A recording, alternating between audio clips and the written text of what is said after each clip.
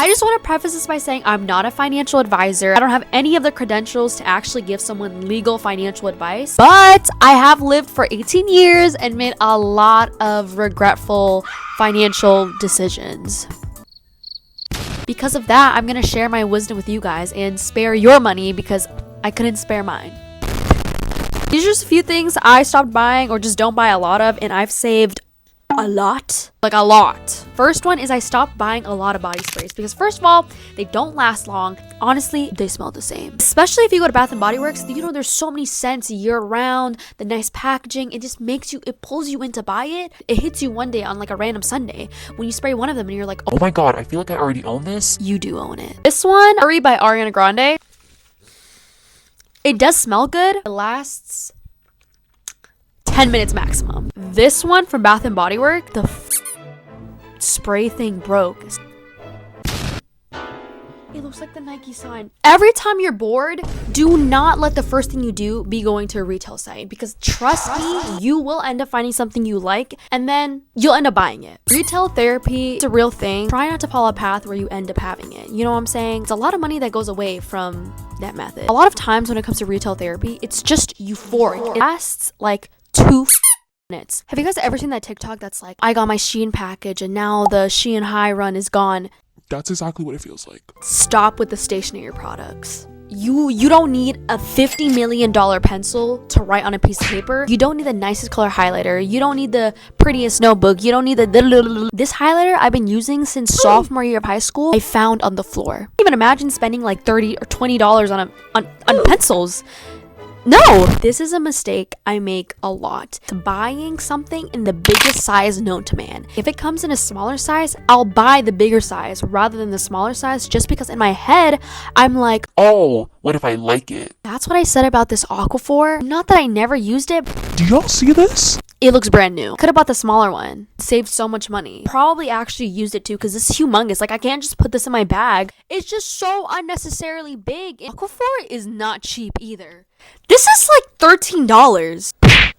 Ooh, some of y'all are gonna hate me for this, but stop spending so much money on water bottles. I never understood that. One thing you'd never catch me buying is like a water bottle. That's expensive. The Stanleys, the Hydro Flasks, those Awalas. Before it was the Stanleys, now it's the Awalas. I don't even know what's after that. Why am I spending $50 on a tin that's gonna carry my water? Go to Marshall's, get a water bottle. But then it gets really crazy because people have more than one version of a water bottle, as if the water bottle is an accessory. And maybe to you it is, but I don't get it. When I have a water bottle, all I think about is, oh my god, I'm thirsty and I want to drink out of it. Not like, oh my god, this doesn't match my aesthetic. You know? Ooh, y'all are gonna hate me for this one. Stuffed animals. So cute, but there's really no need to have so many. And unless you play with them. Not judging you, but I'm just saying majority of people don't play with their stuffed animals. It just sits there. Maybe you're using as decoration, but you don't need a whole room worth of stuffed animals. Let's be for real. These things will be the death of us. This one is gonna really knock some people's socks off.